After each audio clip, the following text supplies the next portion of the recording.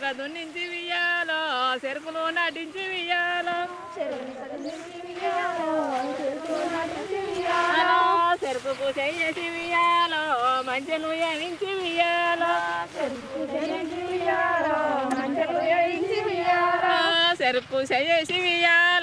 మంచెలు వేయించి వియ్యాలో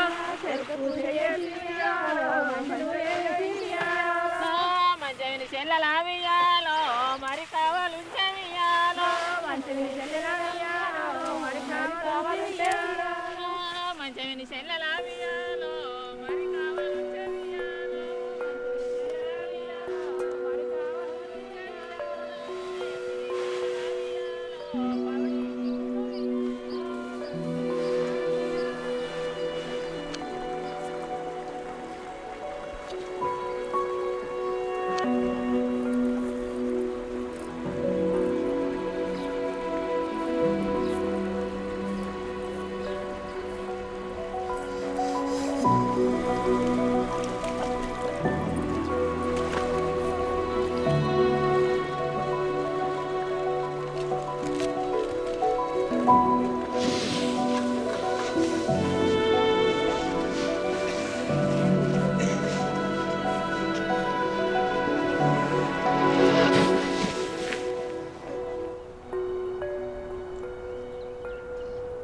We all know that in the country, nearly 60% of the area was under dry land, only 40% was under irrigated. Whereas when you come to Telangana state, it was almost 70% of the area was under dry land, semi-arid conditions, and only 30% was under irrigation.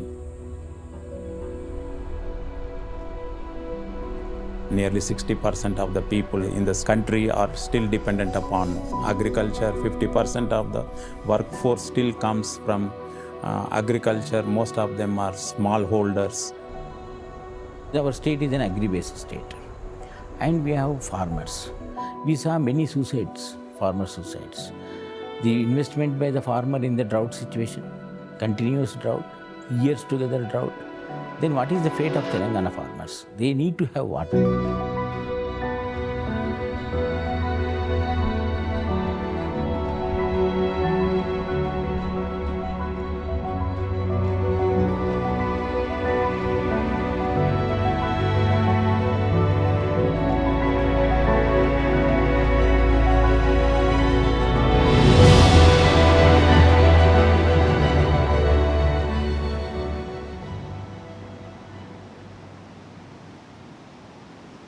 ఇప్పుడు మన Telangana territory భౌగోళికంగా 100 metres నుంచి 650 metres వరకు ఉంది. So మనకు కృష్ణా గోదావరి 2 నదులు ఉన్నాయి. ఈ 2 నదులు గోదావరి వచ్చి బిలో 100 మీటర్స్లో వెళ్తూ ఉంటుంది. అదే కృష్ణా అయితే 300 మీటర్స్ నుంచి ఉంటుంది. We don't have any source other than the Godavari water.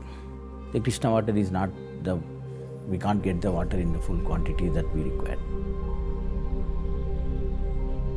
The way you see in Punjab, most the way in other states, it's a gravity irrigation basically.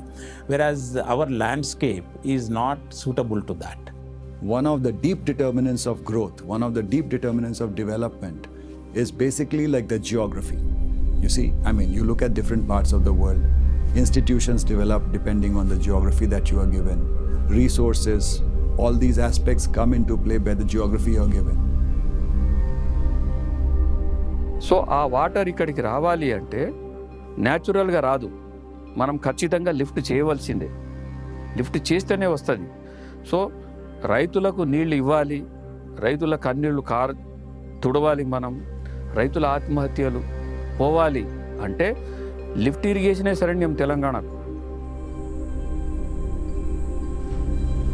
నేను కుర్రాడు అయినప్పుడు అప్పుడు నీళ్ళే దొరకలేదు సార్. గంగే ఎండిపోయాయి, తాగడానికి నీళ్ళే దొరకపాయి.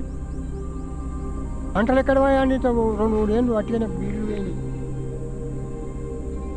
ఒక్క మక్కలు, జొన్నలు, వడ్లు అంటే దొరకలే, అన్నం దొరకలే. ఇక్కడ అంబలి కాసుకొని తాగినాం, జొన్నలు.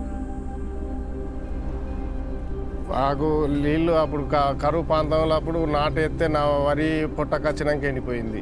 అట్లా పెట్టుబడికి ఇవన్నీ చేసినాక సుతా అట్లా సుతా వెనకకాయ బాగా ఇబ్బంది అయ్యి అప్పులు ఇరకపోయి అంతా వెళ్ళిపోయినాం. బంద్ చేసి పడవే ఉంచి బయట దేశం వెళ్ళిపోయినాం. మస్కాట్, దుబాయ్ ఇట్లా బతకనికి. 7 ఏండ్లు కరువు వచ్చింది. ఇక్కడ బతుకుదామంటే ఇక్కడ కైకి లేవు, నీళ్ళు లేవు, వాటరు మొత్తం తాగుదామన్నా 7 ఏండ్ల కరువు. తాగుదామన్నా 2-3 కిలోమీటర్ల నీళ్ళు ఎత్తుకొచ్చినా ఒక బిందె సరిపోకపోవు. అదే తెచ్చుకొని తిన్నాం. నూకలో ఏదో తెచ్చుకొని కాలం గడుపుకోవాలని ఉన్నాం. ఆయనకు ఊకదే అప్పులు ఎట్లా కట్టాలని, భార్యం పిల్లలని ఎట్లా సాదాలి, ఇవన్నీ ఎట్లా 2 లక్షలు అప్పు ఇవ్వత, మళ్ళీ మిత్తితో చేస్తే 4 లక్షలు ఇవి ఎట్లా కట్టాలి, ఎట్లా చేయాలని ఊక ఆలోచించు. తిండి తినకపోవు, అజ్జపోవు. ఉన్నాక ఆయనతో అప్పులోళ్ళు వచ్చి అడగంగానే 5-6 రోజులకే ఆత్మహత్య చేసుకొని చనిపోయాడు.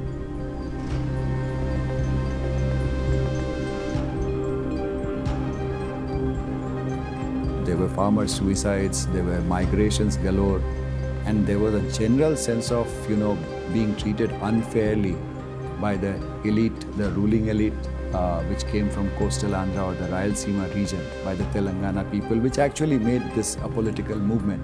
తెలంగాణ పార్ట్ అంటే ఆంధ్రప్రదేశ్లో కంబైన్డ్గా ఉన్నప్పుడు తెలంగాణ రాష్ట్రం అనేది తెలంగాణ ప్రాంతం ఫస్ట్ నుంచి కూడా వెనుకబడ్డ ప్రాంతంగా ఉండింది.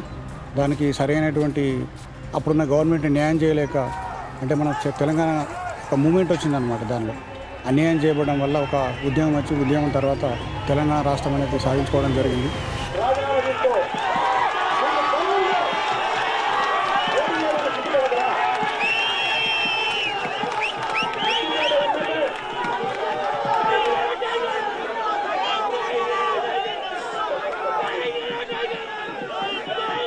ఇటువంటి పరిస్థితుల నేపథ్యంలో సంయుక్త ఆంధ్ర రాష్ట్రంలో తెలంగాణ అభివృద్ధి సాధించేటటువంటి ఆస్కారం కనుచూపు మేరలో కూడా లేదనేటువంటి నిశ్చితాభిప్రాయానికి వచ్చి తెలంగాణ అభివృద్ధి తెలంగాణ రాష్ట్రంలో మాత్రమే సాధ్యం. నేను మీ అందరి హర్షధ్వానాల మధ్య ప్రకటిస్తూ ఉన్నాను. He was hell-bent on achieving Telangana, and he has a vision for the state of Telangana. And the agitation was also based on creating big irrigation projects for the state. ఇది తెలంగాణ రాష్ట్ర ప్రభుత్వం, తెలంగాణ రాష్ట్రం ఏర్పడడానికి ముఖ్య ఉద్దేశం నీటి గురించే పోట్లాడడం జరిగింది. మనకి ఉమ్మడి ఆంధ్రప్రదేశ్లో ఉన్నప్పుడు ఏదైతే బచావత్ ట్రిబ్యునల్ ప్రకారం మనకి గోదావరి పైన అలొకేషన్ ఉన్నా కూడా వాటిని ఉపయోగించుకునే పరిస్థితి లేదు. అన్ని త్యాగాలకు సిద్ధపడి రావడం జరిగింది. ఈ పదవులు పట్టుకొని సాగరాలే తత్వం లేదు. పదవులు రాదు, అవసరమైతే నా ప్రాణం కూడా దారపడడానికి తెలంగాణ సిద్ధంగా తెలియజేస్తాను.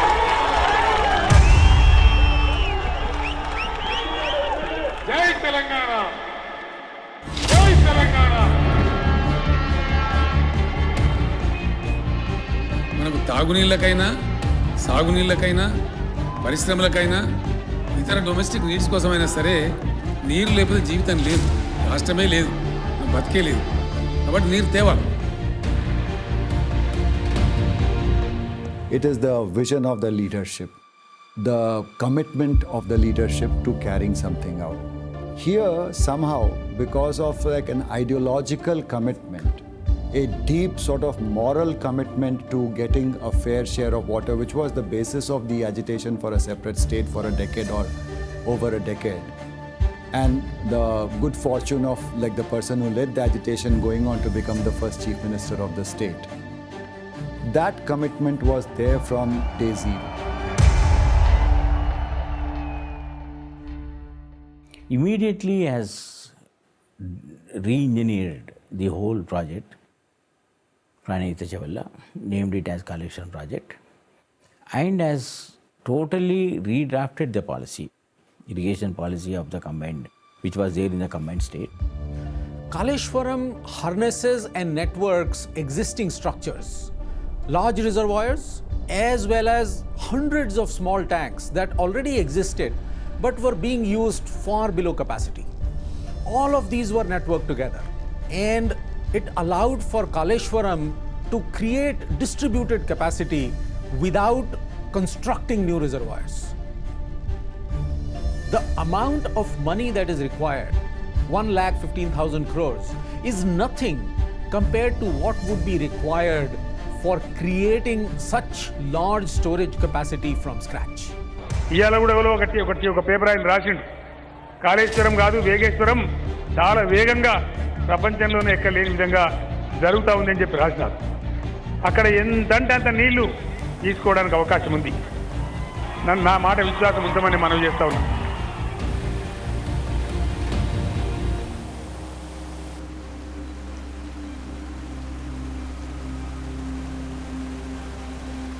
ఎందుకంటే ఒక ప్రాజెక్ట్ చేయాలంటే దానికి ముఖ్యమైన ఉద్దేశం ఏంటంటే ల్యాండ్ ఎక్వేషన్ కావాలి.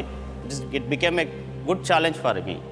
ఎందుకంటే సార్ మనం ఒక ఫారెస్ట్ పర్మిషన్ తీసుకోవాలంటే గత కొన్ని ప్రాజెక్టులు చూసుకుంటే మనము కొన్ని ప్రాజెక్టులు కూడా ఫారెస్ట్ క్లియరెన్స్ లేక ఆగిపోయిన సందర్భాలు ఉన్నాయి. 8,000 ఎకరాలు ఫస్ట్ ఈసీకి మేము ఫారెస్ట్ డిపార్ట్మెంట్కి సబ్మిట్ చేసినప్పుడు, అరే 8,000 ఎకరాలు ఎట్లా ఒకే దగ్గర ఎట్లా అంటే, ఇది ఒక దగ్గర కాదు, ఇది 28 packages from Medigadda to Baswapur and అన్ని జిల్లాలలో కలిసి ఉంది. ఇది సిఏ ల్యాండ్ అంటే మన ఏదైతే 8,000 ఎకరాలు మనం ఫారెస్ట్ తీసుకుంటున్నామో దానికి కాంపెన్సేటరీ అఫారెస్టేషన్ కింద వాళ్లకు మనం 8,000 ఇవ్వాలి. ఇస్తే వాళ్ళు మళ్ళీ ఫారెస్ట్ గ్రో చేస్తారు. దాంట్లో దానికి అయ్యే ఖర్చు 722 కోట్లు.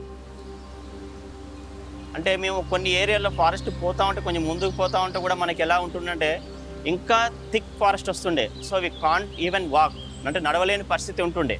So that's why we go by bending and by crawling we went. అంటే మేము అలా పాక్కుంటా కూడా వెళ్ళి ఆ సందులోకి వెళ్ళి మనకున్న పాయింట్ పెట్టాలని చేయడం జరిగింది. సో అంటే మనం చేసేటప్పుడు అది అప్పుడు ఎంత బాధ అనిపించినా కానీ, బట్ ఇప్పుడు ఆ ఫ్రూట్ ఒక చూస్తే, ఆ కెనాల్ చూస్తే మాకు చాలా సంతోషం అనిపించేది. సార్ ఇప్పుడు ఇక్కడ మనం ఒక 3 స్టేట్స్ బార్డర్లో ఉన్నాం సార్. ఆల్మోస్ట్ ఇక్కడ మహారాష్ట్ర కానీ, ఛత్తీస్గఢ్, మన తెలంగాణ లాస్ట్ బార్డర్లో ఉన్నాం సార్. ఇప్పుడు కనుక మన గోదావరి దాటి అటు మహారాష్ట్ర సైడ్ వస్తుంది సార్. ఫస్ట్ బిగ్గెస్ట్ ఛాలెంజ్ ఏంటంటే మాకు ఇంటర్స్టేట్ అగ్రిమెంట్ అనేది. అంటే మన దేశంలో రైట్ ఫ్రమ్ బిగినింగ్ కూడా అన్ని రాష్ట్రాల మధ్యలో మనకు ఏదో ఒక రకంగా నీళ్ళ మధ్యలో మనకు డిఫరెన్సెస్ ఉన్నాయి. తర్వాత వాటి మధ్యలో యుద్ధాలు జరుగుతలేవు, కానీ ఆ యుద్ధ వాతావరణమే జరుగుతుండేది. మహారాష్ట్ర వాళ్ళు 152 లెవెల్కు మేము బ్యారేజ్ కట్టాలి అనుకుంటే 3,700 ఎకరాలు వాళ్ళ టెరిటరీలో సబ్మర్జెన్స్లో వస్తుంది. సో మా ఏరియా ఎక్కువ సబ్మర్జెన్స్లో వస్తుంది కాబట్టి మేము ఎట్టి పరిస్థితుల్లో ఒప్పుకోము, మీరు 152 కాకుండా 148 లెవెల్ పెట్టండి అని సెర్చ్ చేసినాం. సెర్చ్ చేస్తే మేడిగడ్డ ప్లేస్ దొరికింది. మేడిగడ్డ ప్లేస్ దొరికితే ఇటు సైడు తెలంగాణ, అటు side Maharashtra natural.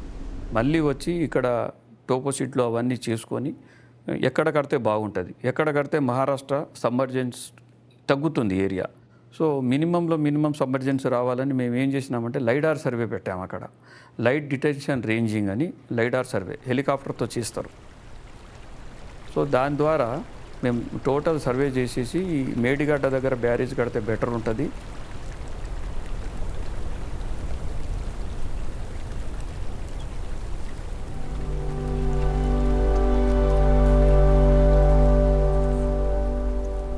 Kaleshwaram is unique because of the speed at which it was completed. Within 5 years from start to finish, Kaleshwaram also covers a very large territory in terms of its command area, the area that it will irrigate.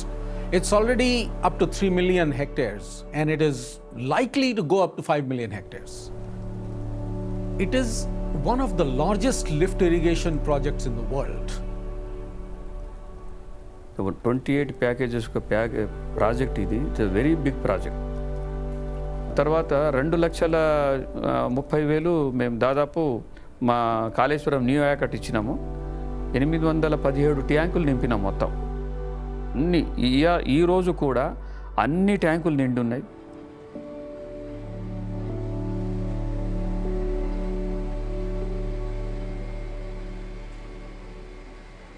ఈ కాళేశ్వరం ప్రాజెక్టులో మొత్తం టోటల్గా 7 links అంటారు. 7 links ఉన్నాయి. అందులో ఇప్పుడు మనము 2వ లింక్లో ఉన్నాం, లింక్ 2 అంటాము. ఈ లింక్ 2లో 2 ప్రధానమైనటువంటి పంపోదులు ఉన్నాయి. ఒకటి నంది పంపోదు, రెండవది గాయత్రి పంపోదు. ఈ 2 పంపోదులు చాలా చాలా కీలకమైన పంపోదులు కాళేశ్వరం ప్రాజెక్టులో.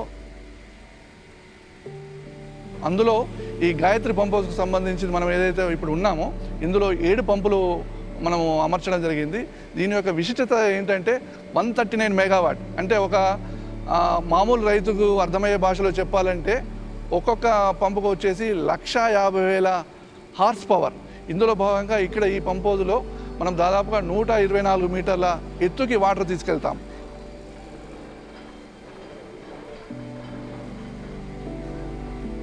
మనము దాదాపుగా మనం పైన గ్రౌండ్ లెవెల్ నుంచి 140 మీటర్ల కిందలో ఉన్నాము.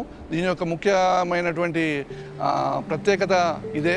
ఇందులో 140 మీటర్ల కిందికి వచ్చేసి ఏదైతే మనం చూస్తున్నామో ఈ రాయి ఏదైతే ఉందో దీన్ని అందరినీ ఎక్స్కవేషన్ చేసి బ్లాస్టింగ్ చేసి తీయాలంటే మాత్రం చాలా అది ఒక రకంగా చెప్పాలంటే మనకి బియాండ్ అవర్ ఇమాజినేషన్ అంటారు కదా.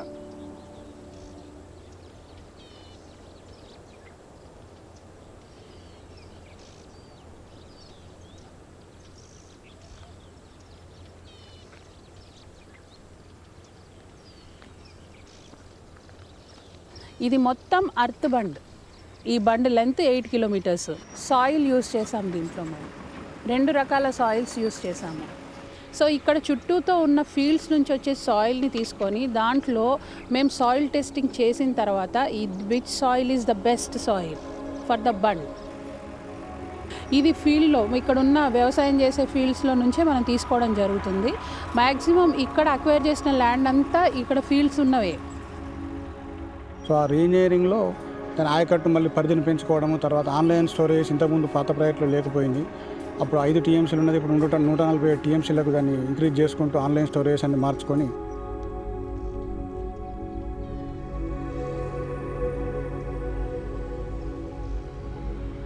ఇంత పెద్ద ప్రాజెక్టు మనం కట్టాలంటే ఫైనాన్షియల్ రిసోర్సెస్ ఉండాలి.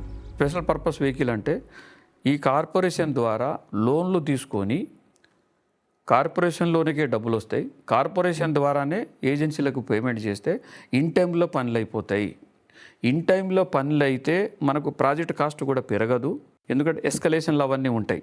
మనకు మెయిన్గా 16 టీఎంసీలు డ్రింకింగ్ వాటర్ మన ఇండస్ట్రియల్ వాటర్ ఉంది. 30 టీఎంసీ హైదరాబాద్ సికింద్రాబాద్కు డ్రింకింగ్ వాటర్ ఉంది. 10 టీఎంసీ ఎన్ రూట్ విలేజెస్కు ఉంది. సో మనకు ఎక్కువ ఆదాయం ఇండస్ట్రీ ద్వారా వస్తుంది. ఈవెన్ దో గవర్నమెంట్ గ్యారెంటీలు ఉన్నా కానీ సో ప్రాజెక్ట్ స్టెబిలిటీ మీదనే లోన్లు ఇస్తారు. కాబట్టి దీని ద్వారా మనకు ఇంత రెవెన్యూ వస్తుంది.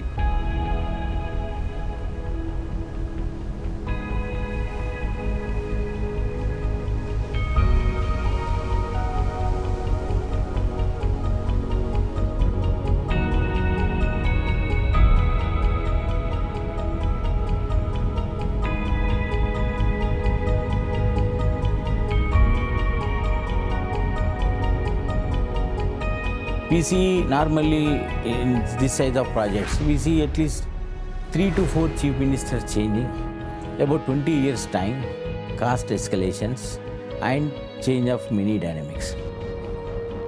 But Kaleshwaram project, the determination of the Honorable Chief Minister and the will to do. 16 TMC ఉన్న కెపాసిటీ ఉన్న రిజర్వాయర్లను 147 టీఎంసీలకు తీసుకొచ్చినాం. That is reengineering, that is required for the people.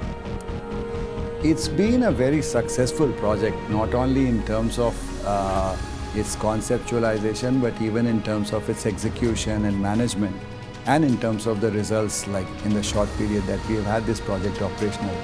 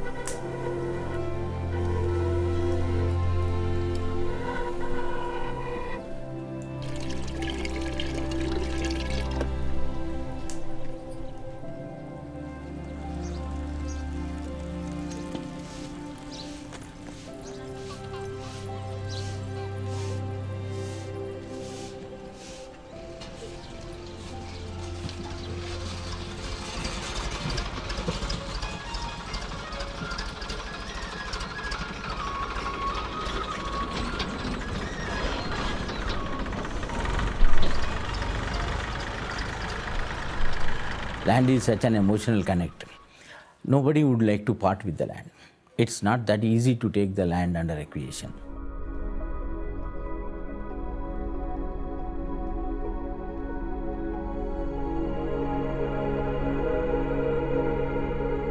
మా గ్రామము మల్లన్న సాగర్ ప్రాజెక్ట్లో పోయింది. మల్లన్న సాగర్లో మా గ్రామంతో పాటు 9 గ్రామాలు పోయినాయి. అన్ని విలేజ్లు ప్రాజెక్ట్ కింద పోయినాయి. ఈ ప్రాజెక్ట్ ఎప్పుడైందంటే 2015లో స్టార్ట్ అయింది. కానీ అప్పుడు మేము ల్యాండ్ ప్రభుత్వం ఇవ్వమని అడిగినప్పుడు మేము ల్యాండ్ ఇవ్వము. ఎందుకంటే టోటల్గా ల్యాండ్ పైననే డిపెండ్ అయి ఉన్న వాళ్ళు మా రైతులు విలేజ్ కల్చర్ అంతా ల్యాండ్ మీదనే ఉన్నవాళ్ళు. సో ల్యాండ్ పైనే డిపెండ్ అయి ఉన్నారు. వాళ్ళకి అగ్రికల్చర్ చేయడం తప్ప వేరే ఆప్షన్ ఉండదు.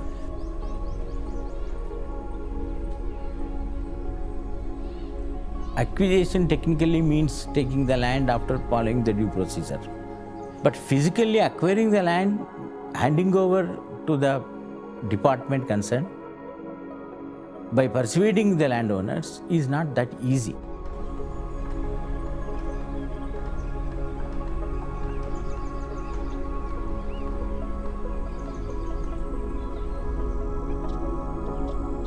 The entire Mallana Sagar project submerged area is 17,500 acres. Out of that 17,500 acres, roughly about 2,500 acres was in court. They gathered up few supporters for themselves and filed as many as 1,200 writ petitions in High Court. 1,200 writ petitions in High Court. మా చుట్టూన్న సంబంధాలన్నీ ఖరాబ్ అవుతున్నాయనే ఉద్దేశంతో మేము ఇయ్యమని చెప్పినాం. సరే అది ముందరకు వచ్చి రెండు సంవత్సరాలు దీక్ష జరిగింది, పోరాటాలు జరిగినాయి. We said, you see, this is how the system is.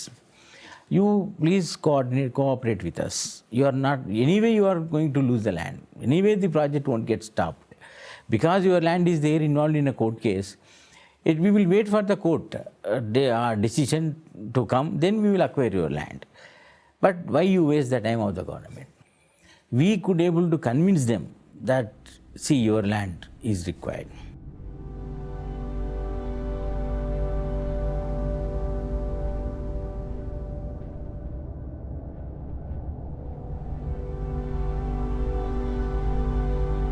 Area by area, habitation by habitation, family by family, people were identified. Who were the ones who were willing to give consent? Who were the people not willing to give the consent? Who were the people who were likely to play foul? You can imagine, for such a long linear project, everywhere this exercise was done.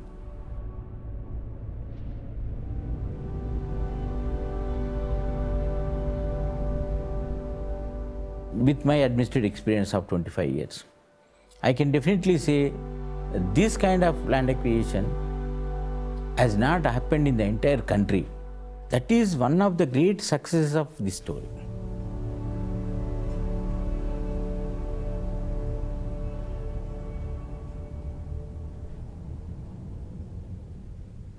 Gajwel దగ్గర R&R colony ఒకటి కట్టింది. ఈ 9 గ్రామాలకు కలిసి ఒకటే colony కట్టింది. ఆ కాలనీలా ఉంచిర్రు.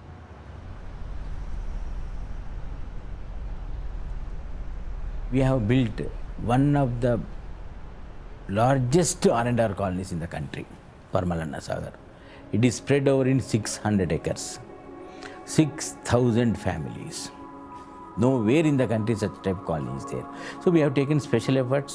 We have engaged the best of the architects for that and provided all the facilities, and also the house that is built by the government, the plots that are given by the government fetch a good value, good marketable value.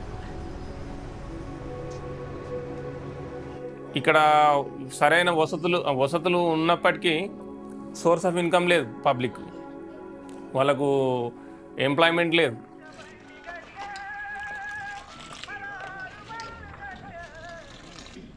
మాకు ఏమి లేదు, ఇప్పుడు జీవనాధారమే లేదు. ఇప్పుడు భూమి లేదు, జాగా లేదు, గొర్రెలు లేవు, మేపుకుందామంటే ఏమి లేదు. కైకిలన్నా ఇస్తుంటారు మమ్మల్ని. ఆడలో మగలం ఇక కైకిలో కూలో చేస్తామంటే ఇటు ఏం దొరకలేదు. రోడ్డు మీద తిరుగుతున్నాం. ఇక తిక్కదింగి ఇప్పుడు పొలం లెక్క పావులో బ్యాడ్ ఉంటే తాగుతాం, ఇక్కడ కూర్చుంటాం. ఇక అంతే మా బతుకు. ఏది వర్క్ లేదు, ఖాళీగా వృధా, అంటే ఏం పని లేకుంటున్నారు. అది ప్రాబ్లం ఉంది.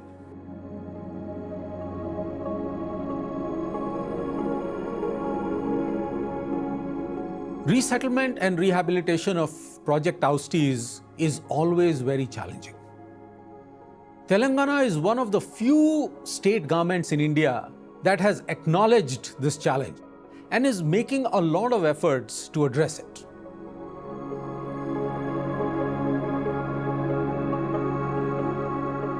అక్కడ మాకు కొండపోచమ్మ సాగర్లో పోయిన భూమి 8 ఎకరాల భూమి పోయింది నాది. ఆ భూమిలో పంట పండుడు, పత్తి, వరి, మక్క పండించుకున్న వాళ్ళము. గొర్రెలు ఉండవలసి నుంచి 100 నుంచి ఒక 180 దాకా పిల్లలతో ఉండగా వీటిని కాపాయం చేసుకుంటా బతికిన వాళ్ళము. కాకపోతే అక్కడికి ఇక్కడికి ఏముందంటే ఒక లోపలికి ఉన్నది అక్కడ భూమి. అక్కడ భూమి వైవేకి దూరం ఉన్నది కాబట్టి పండించిన పంటకు ఇబ్బంది అవ్వడం, ఒక సౌకర్యం నీళ్ళు సౌకర్యం చక్కగా లేకపోవడము, దవాఖానం చక్కగా లేకపోవడము, ఇక్కడికి అక్కడికి కొంచెం ఇక్కడ మెరుగే ఉంది.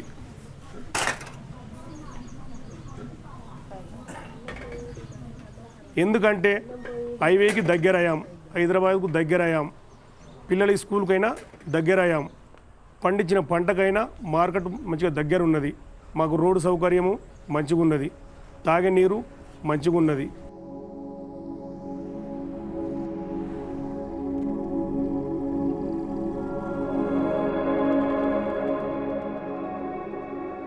మంచి అక్కడికి వెళ్ళి పాత గ్రామం నుంచి వచ్చినందుకు కొత్త గ్రామంలో చాలా మంచి జరుగుతున్నది.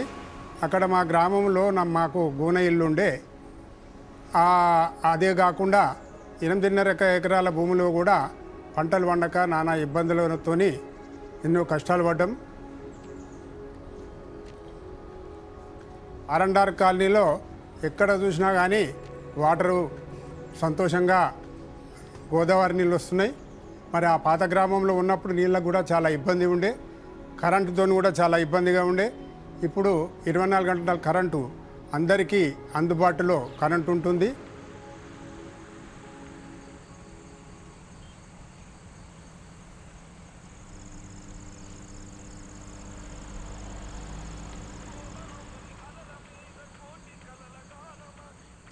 నాకు ఒక 4 ఎకరాల పొలం ఉండే, అక్కడ వ్యవసాయం చేసేటోళ్ళం, ఇంత ఏదో దందా చేసుకొని బతికేటోళ్ళం.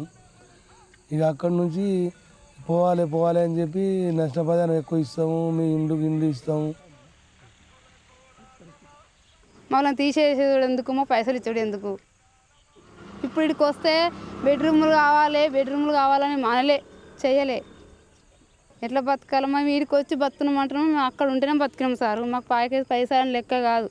మమ్మల్ని జాగా తీసేయమని మేము అన్నామా, ఈ ఊరికి రమ్మని మేము అనుకున్నామా.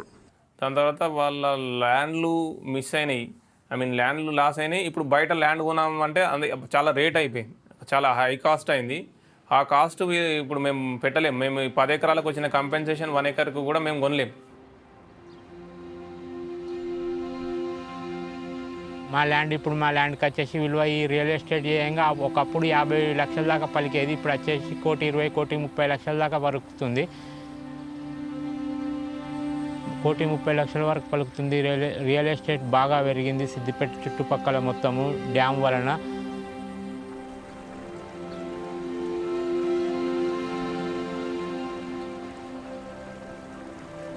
అప్పుడు డ్యామ్ రాకముందుకు ఏంటంటే మేము 2 బోర్లు వేసినాము, చెరొకటి పర్లేదు. మాకు ఈ వానాకాలం పారేది, కానీ ఎండాకాలం వచ్చేసరికి మాకు మధ్యలోనే పొలం ఎండిపోయేది. మేము అప్పులు పెట్టుబడి కూడా రాకపోయి ఉండేది. డ్యామ్ అయినాక మాకు వచ్చేసి ఫుల్ వాటరు. మాకు అప్పుడు వచ్చేసి 2 గదాల వాటర్ ఉండేవి బాయిలో, ఇప్పుడు వచ్చేసి 6 గదాల వాటర్ ఉంటున్నాయి.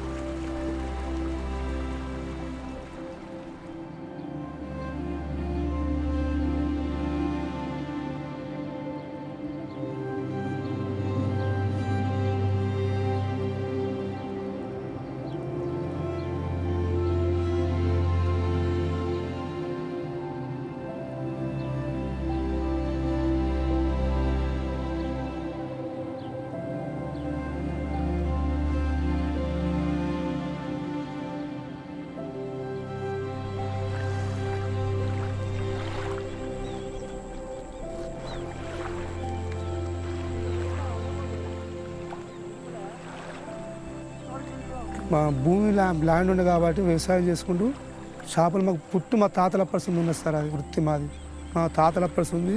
గంగపుత్రులు మేము అప్పటి మాకు ఇంత ల్యాండ్ ఉన్నది, ఈ జీవనోపాధి ఫిషింగ్ జీవనోపాధి మాకు ఉన్నది సార్. ఎప్పుడైతే మాకు ల్యాండ్ ఉందో సార్, మాకు అలా సగం జీవనోపాధి కోల్పోయినాం. వాటర్ ఫుల్ ఉన్నది, ఫిషింగ్ పడతలేదు. ఎందుకంటే ఇప్పుడు ఫిషింగ్ బాగా వస్తున్నాయి, వాటర్ బాగా వస్తుంది, వచ్చినప్పుడు గేట్లే పడతాను, షాప్ అంతా వెళ్ళిపోతుంది. మాకు ఇక్కడ షాప్ ఉండలేదు, ఇక్కడ గేట్లే పడతాడు. వెల్లంపల్లి ప్రాజెక్ట్ గేట్లే పడతాడా, ఫిష్ మొత్తం ఖాళీ. చిన్న ఫిషింగ్ కాలేదా గేట్లు మళ్ళీ 3 నెలల వరకు మళ్ళీ గేట్ దిగేసినాక అప్పుడు మనకు ఫిషింగ్ దొడ్డే వరకు మళ్ళీ 6 నెలలు టైం మాకు.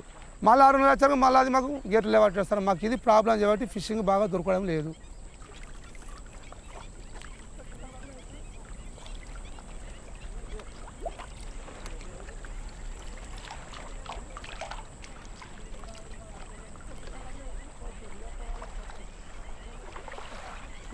ఇప్పుడు ఈ డ్యాము సరే 3 సంవత్సరాల ముందు మంచిగా ఉండే, 3 సంవత్సరాల తర్వాత నుంచి మాకు ఇప్పుడు బాగా ఎఫెక్ట్ పడుతుంది సార్. ఇప్పుడు మేము కొన్ని నదులు ఇప్పుడు ఫిషింగ్ దొరకకపోతే మహారాష్ట్ర పోయి ఇళ్ళ పనులు చేసుకుంటాను, ముంబై మహారాష్ట్ర పోయి. మాకు అంతా అన్ని ఇప్పుడు ఒక్కొక్కటి 10-10 సంవత్సరాలు ఇప్పుడు కూడా మా మత్స్యకారులు ఏం లేదని ఒక 50 మంది మహారాష్ట్రలో ఉన్నారు ఇప్పుడు.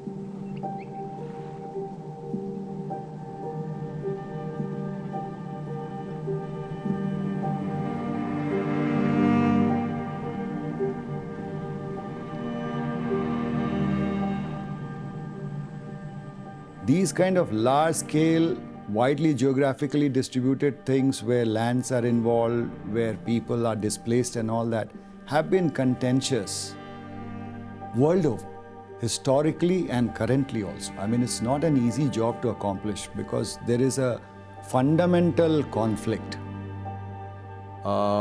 Established way of life versus growth. Some kind of, perceived wrong to some sections of society or to sometimes to the environment or whatever. So there is a trade-off involved, fundamental trade-off, and everywhere there has been a debate. When you want to assess the impact of Kaleshwaram, you have to take into account social indicators, economic indicators, environmental sustainability. Then only I think you can look at it in a correct picture.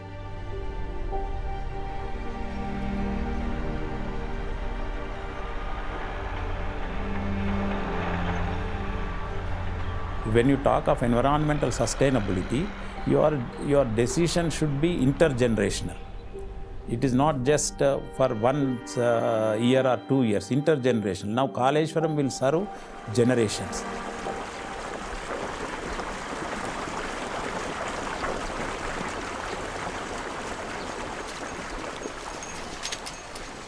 నీళ్ళు బాయిల అక్కడ చెరువు కాలువలు వస్తున్న కొద్దీ నీళ్ళు కొన్ని ఎక్కువ అవుతున్నాయి. నీళ్ళు కాలువలు అటు బాయిలలో ఇడుతురు, చెరువులల్లో కాలువలో పొంటిడుతూ రంగనాథ చెరువులకి వెళ్ళి వచ్చినాయి. అప్పటికంటే ఇప్పుడు కొంచెం పంట వేరే పండుతుంది.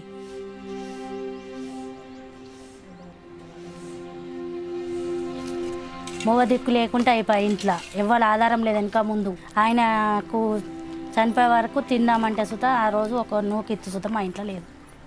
దాంతో పంట ఇంత లాభము పండుతుంది, అది బుక్కడి తింటున్నాం. కానీ ఆ నీళ్ళు ఇడితే దాంతో కొన్ని అప్పులు ఉన్నాయి. ఇక తాత్పరము తేర్పుకుంటా ఇన్ని వస్తున్నాం. ఇప్పటికైతే మంచిగానే కడుపుండ తింటున్నాం. 28, 29, 30, 31, 32, 33, 34, 35, 36, 37, 38, 39, 40, 41, 42.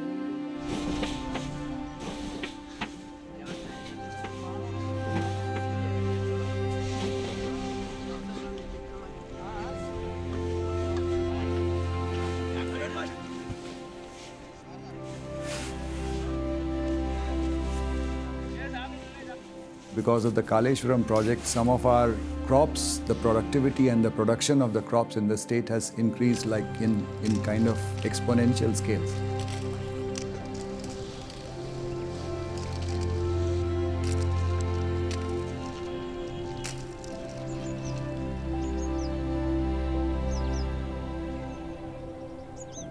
We were talking of something like 60-70 lakh tons of food grain production in the state. Now we are talking of something like 200 lakh tons of food grain production.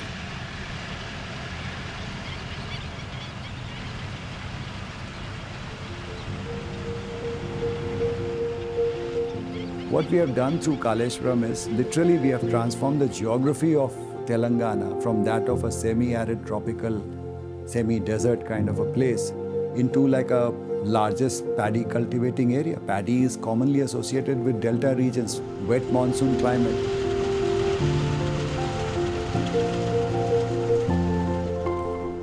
Most of the cotton and other cash crops in Telangana are rain-fed. Now, with the expansion of irrigation because of Kaleshwaram, the yields will increase, the demand for which both domestically and internationally is going up. So Telangana farmers stand to gain a lot from the expansion of irrigation because of the crops that they are already growing.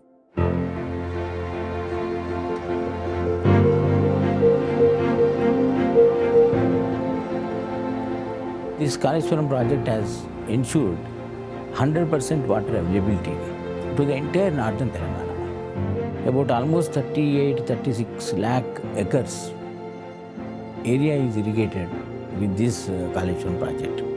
So, and population is growing, and by 2050 we say that our population is going to be somewhere around 1.7 billion, and to meet those needs, I think Telangana is going to play a very important role in terms of contributing to the national basket, the food grain production.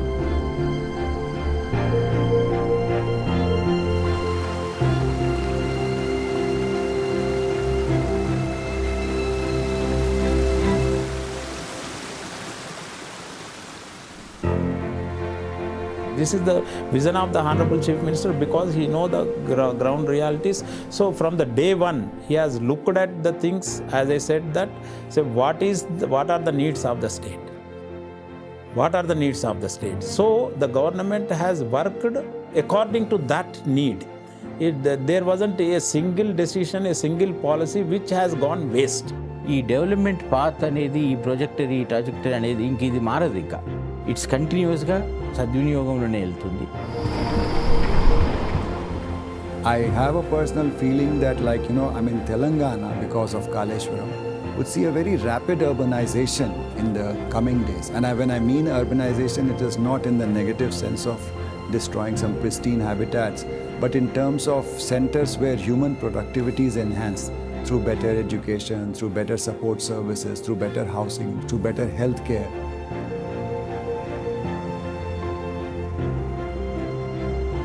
అప్పిచ్చువాడు వైద్యుడు ఎప్పుడు ఎడ తెగకపారు ఏరుని ద్విజుడు.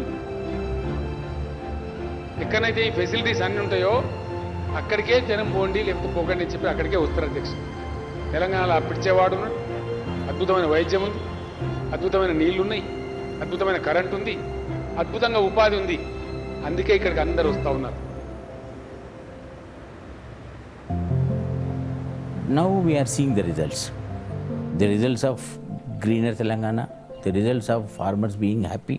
The cultivation area has increased, the productivity has increased, the villages have seen a sea change in the livelihood living pattern. In large-scale irrigation projects, water always flows downstream. These are gravity flow projects. Kaleshwaram is the opposite. So people who live on the uplands, the marginalized, the Dalits, the Adivasis, the poorest, the most vulnerable, usually do not have any hope of getting irrigation on their crops. Kaleshwaram makes that possible.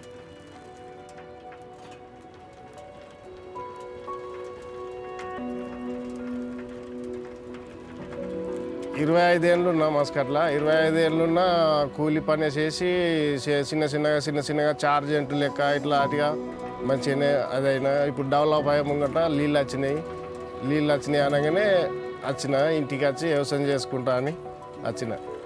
అక్కడ ఉన్నప్పుడు బాగా ఆది ఖర్చు ఇంటికి మొక్కన phone చేసినప్పుడల్లా ఏది కానీ నీళ్ళు వచ్చినాయి కదా. ఇప్పుడు నీళ్ళు వస్తే మంచిగా వచ్చి నీళ్ళు వచ్చినాయి, మంచిగా వ్యవసాయం చేసుకుంటా అని ఇప్పుడు మంచిగా వచ్చినాను.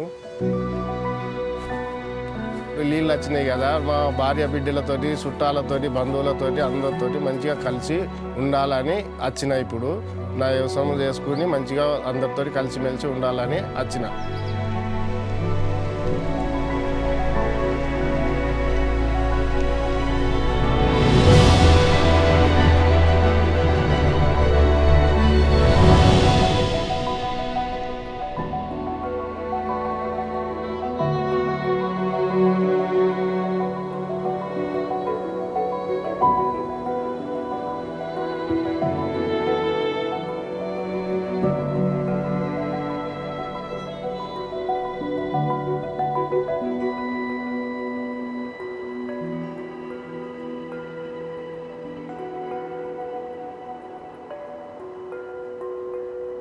you.